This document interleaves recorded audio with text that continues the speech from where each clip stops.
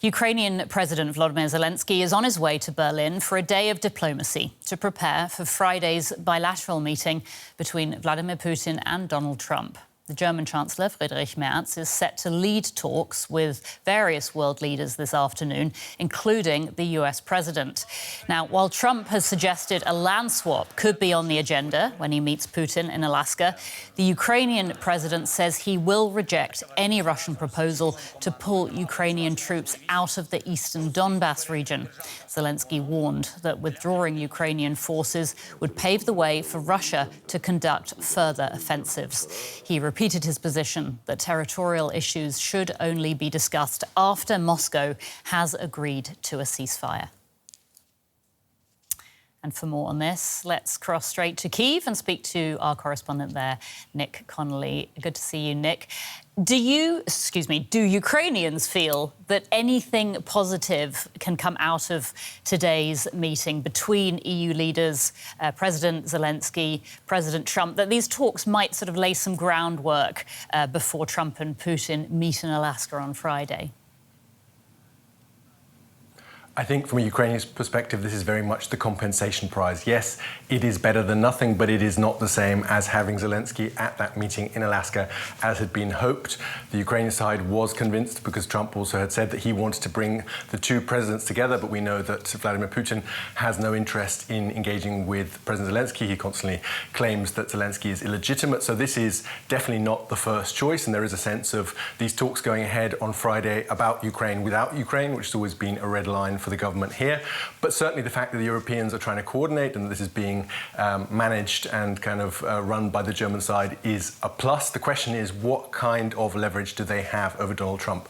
I think there is increasing belief here in Ukraine that they do actually have more leverage than the Europeans think, because after all, Ukraine is basically no longer dependent on American aid. It is receiving increasingly American weaponry for money, for European money, for Ukrainian money. Obviously, there is still intelligence sharing and other kind of NATO backstops for the European countries that help Ukraine that are important. But largely, even if Trump were to disengage from this war, there is a lot of support for Ukraine that is coming from Europe now. And so I think, there is going to be a push to tell the Europeans from a Ukraine's perspective to play a bit harder and not just to kind of roll with everything that Trump throws their way.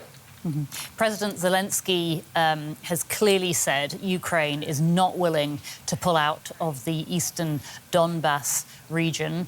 Do Ukrainians agree with him, or would you say that people are starting to feel that making some concessions, potentially giving up some territory, are a price worth paying for an end to the fighting? I think lots of Ukrainians will be willing to to freeze, to basically leave things where they are right now. That is already a concession. That is basically accepting de facto Russian control of territory that Russia has taken. But I think withdrawing from territory that Ukraine has spent tens of thousands of lives defending, especially there around Kramatorsk in Donetsk region, I think that is just something that won't fly with Ukrainian public opinion, with opinion amongst soldiers risking their lives, and also with the Ukrainian constitution. That's something that Zelenskyy has made clear, that he can't just redraw maps on his own. He would need for any kind of even de facto acceptance, parliamentary approval for that, and to change the constitution.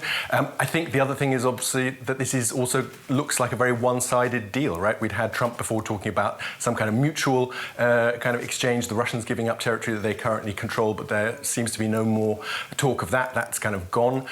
We've heard Putin saying that basically anywhere where a Russian soldier sets his foot, that is Russia, and that Russia will never withdraw. So this basically all seems like something that is just, from a Russian perspective, has been kind of launched, has been pushed to make it impossible for Zelenskyy to accept, for Ukraine to accept, and then in the blame game, then the Russians can say to Trump, oh, well, look, this is the Ukrainians who don't want a deal.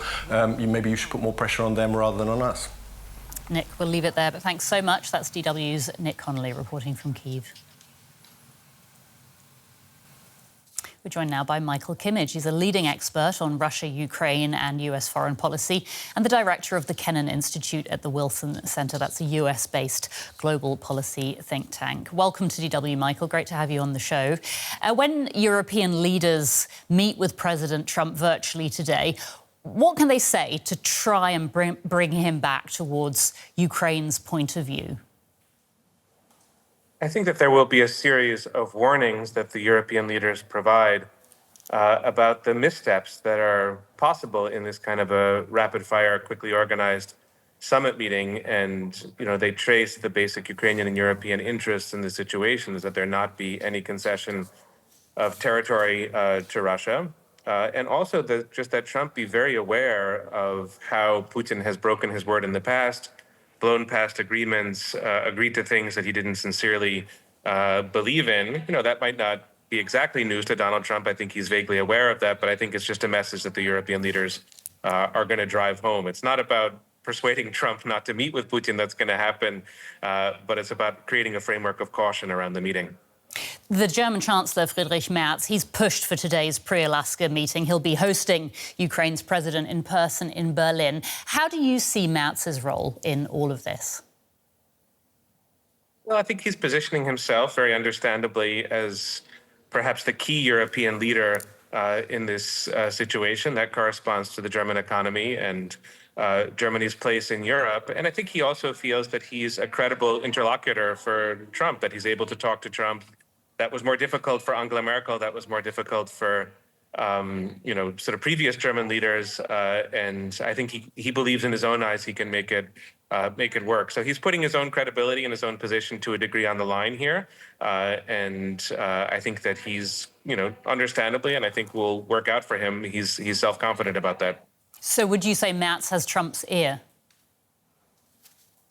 To be sure. He has Trump's ear as much as anybody does, and Trump is going to follow his own counsel, and Trump is unpredictable and changeable. But 2 days before this meeting, it is an essential moment to make clear to President Trump what Germany's concerns are, what Germany's worries are, and not to leave that unmentioned. Trump has floated the idea of Ukraine giving up Russian-held territory to reach a deal. That is something that Kyiv has absolutely rejected. Do you think Europe might be able to bridge that gap, or is that a non-starter? I don't think there's a gap to be bridged. I think it's very emphatically the German and broadly European position that this shouldn't happen.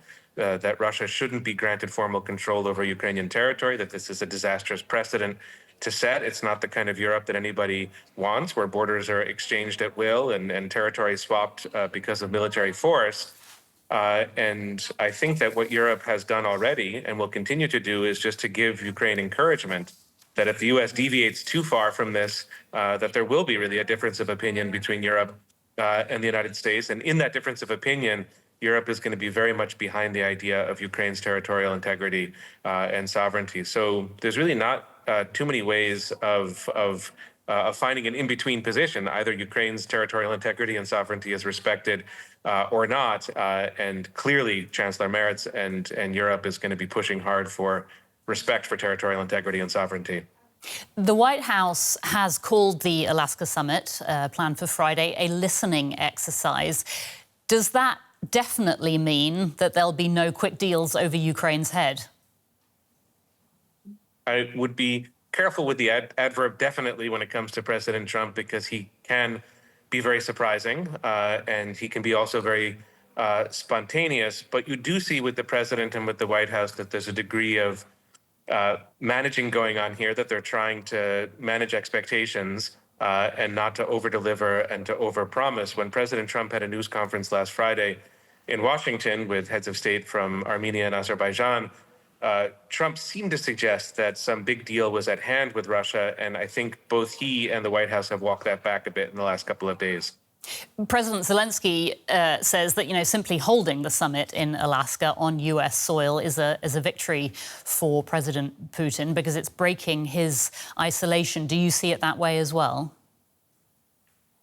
I think it's true up to a point. I think what the summit does already, just because it's going to happen, is legitimate some of the Russian claims and some of the Russian positions. To a degree, it legitimates the Russian war, you could say. And the open question is what Trump's messaging is going to be on Friday, if he's going to go further in legitimating Russian war aims, or if he's going to push back, disagree with Putin, suggest that, there are limits and constraints to how far Russia can go. It's only a victory for Putin if he can really pull something definite from this summit. And I suspect that won't happen. But symbolically, it does a lot to elevate Russia's position and almost to approach a kind of agreement with the Russian position. We're seeing, aren't we, a new movement from Putin's army in Ukraine right now. At the same time, Putin and North Korea's Kim Jong-un apparently just pledged even stronger cooperation. What message is Putin sending with these moves, would you say, right before sitting down with Trump on Friday? Well, the war has moved in the last couple of days rather quickly in Russia's favor. Not that Russia's on the verge of any great victory regionally and is very, very far from victory overall in Ukraine. But the data from the war is going to support the Russian narrative that momentum is on Russia's side. It's only a matter of time before Russia really goes forward dramatically in Ukraine. And so by no means does Putin arrive in Alaska on the back foot. He can come there with a degree of wind in his sails, but it is important to emphasize as well that these gains on Russia's part are still very much incremental gains, but they can be fit into a narrative of Russia moving forward with the war, and that is, I think, a shadow that's going to be cast over this summit. And it's, again, an open question of how much President Trump is going to accommodate that Russian narrative and concede to it. Michael Kimmage, director of the Kennan Institute. Michael, thank you so much for your time today. Thank you for having me.